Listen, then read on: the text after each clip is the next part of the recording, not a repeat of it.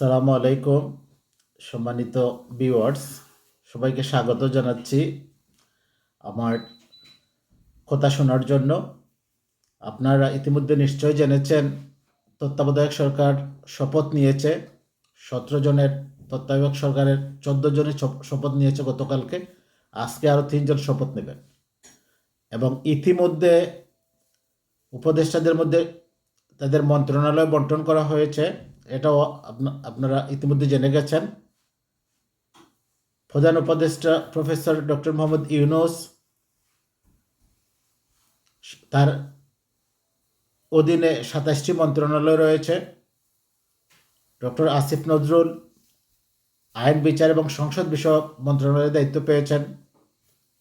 অর্থ মন্ত্রণালয়ের দায়িত্ব পেয়েছেন বিশিষ্ট অর্থনীতিবিদ ডক্টর সালেউদ্দিন, সাবেক বাংলাদেশ ব্যাংকের গভর্নর।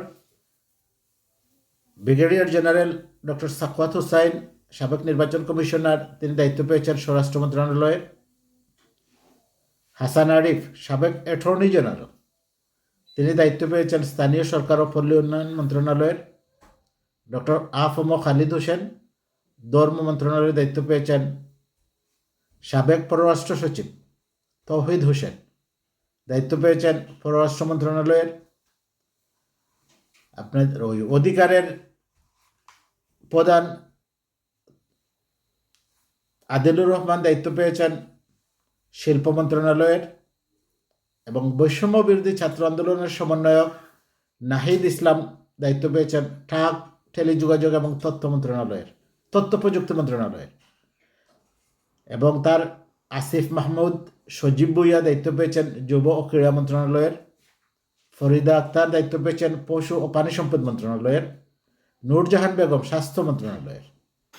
এবং 3 জন উপদেষ্টা আজকে শপথ নেবেন, পরবর্তীতে তাদেরকে দায়িত্ব দেওয়া হবে।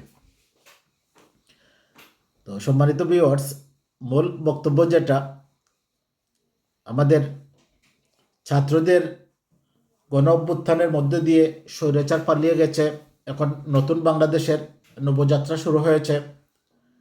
আমি আগের ভিডিওতেই বলছিলাম আগস্টই বাংলাদেশের বিজয়ের মাস। এটা আবার বলতে চাই, আগস্টেই বাংলাদেশ সব ধরনের বিপ্লব এসেছে, মানুষ স্বস্তির নিঃশ্বাস ফেলেছে। আগস্ট মাসেই বাংলাদেশে মিষ্টির দোকানগুলো খালি হয়েছে, এটা অন্য কোনো মাসে হয় নাই।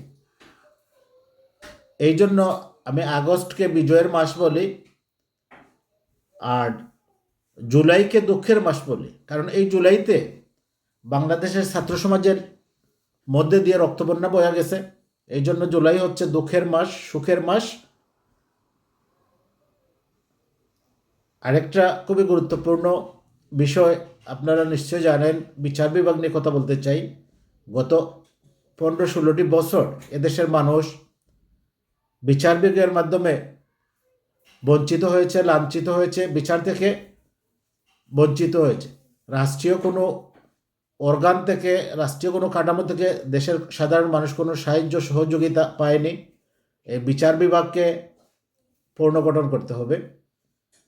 ইতিমধ্যে সুপ্রিম কোর্ট আইনজীবী সমিতি তাদের সাংবাদিক সম্মেলন করে জানিয়েছে হাইকোর্ট এবং আপিল বিভাগের মোট 57 জন বিচারপতিকে অবশ্যই পদত্যাগ করতে হবে। তাদেরকে পদত্যাগ করে তারা দলীয় বিবেচনায় নির্বাচিত, দলীয় লোক দ্বারা গঠিত, তাদেরকে অবশ্যই চলে যেতে হবে এবং সেখানে রিফর্ম করতে হবে। বিচার বিভাগকে ঢেলে সাজাতে হবে এবং এটা সাধারণ মানুষের আস্থা এবং ভরসার স্থল হিসাবে বিচার বিভাগকে পুনর্গঠন করতে হবে, যেন সেখানে সাধারণ মানুষ ন্যায় বিচার পায়, এটা নিশ্চিত করতে হবে। আরেকটি খুশির খবর আছে সম্মানিত ভিউয়ার্স, আপনারা ইতিমধ্যে দেখেছেন নিত্যপণ্যের বাজারে স্বস্তি। আমি আমার অনেকগুলো ভিডিওতে বলেছি নিত্যপণ্যের দাম কমান, সাধারণ মানুষের না বিশ্বাস উড়ে যাচ্ছে, ফিট দেয়ালে ঠেকে গেছিল নিত্যপণ্যের আকাশচুম্বী দামে, বাজারে আগুন ছিল। এখন স্বস্তির নিঃশ্বাস হচ্ছে, নিত্যপণ্যের বাজারে দাম কমতেছে, অনেক জিনিসপত্রের দাম কমতে শুরু করেছে। সংশ্লিষ্টরা বলেছেন সিন্ডিকেট এবং চাঁদাবাজি না থাকার কারণে বাজার স্থিতিশীল হচ্ছে। বাংলাদেশের এই সিন্ডিকেটের কালো থাবা ভেঙে দেওয়া হোক। কোনো অবস্থাতেই সিন্ডিকেট চলবে না। পতিত স্বৈরাচার চলে গেছে তার মানে না যে আরেকজন এসে স্বৈরাচারী করবে, এটা আর বাংলাদেশে হবে না। এটা নতুন বাংলাদেশ। আমরা কাউকে এখানে বেপরোয়া স্বৈরাচার হতে দেব না। যে কেউই, এদেশের জনগণ রক্তের বিনিময়ে দুইবার রক্ত দিয়েছে এদেশের জনগণ স্বাধীনতার জন্য। এক দিয়েছে 1971 সালে এবং সেকেন্ড টাইম দিয়েছে 2024 সালে। এই সাগর সম রক্তের বিনিময়ে যে দেশ আমরা স্বাধীন করেছি, এই দেশে কারো সিন্ডিকেট, কাউকে দানব হতে দেওয়া যাবে না। এই ছিল মোটামুটি। পরবর্তীতে বলবো আরও কিছু আমাদের রিফর্ম করতে হবে, আমাদের প্রস্তাবনা আছে। আমাদের বিডিআর বিদ্রোহের বিচার করতে হবে। বিডিআর বিদ্রোহে যারা মেসাকার হয়েছে সেনাবাহিনী, সেই দেশপ্রেমিক সেনাবাহিনীর অফিসাররা, তাদের আত্মীয় স্বজনকে নিশ্চিত করতে হবে তার বিচারের বিষয়ে। তাদের বিচার করতে হবে বাংলার মাটিতে। টাকা পাচার, লুণ্ঠন এর বিচার করতে হবে। হত্যা, গুমের বিচার করতে হবে। পুলিশকে ঢেলে সাজাতে হবে। কারণ পুলিশ আয়নাগর এবং ডিবিতে যে মানে টর্চার হোক, এগুলো বন্ধ করতে হবে। পুলিশকে ঢেলে সাজাতে হবে। এই দলীয় পুলিশ দ্বারা, আওয়ামী পুলিশ দ্বারা এদেশের শান্তি শৃঙ্খলা এবং স্বস্তি এদেশে ফিরে আসবে না। তো সম্মানিত ভিউয়ার্স, এই ছিল সংক্ষিপ্ত আলোচনা। সবার জন্য শুভকামনা।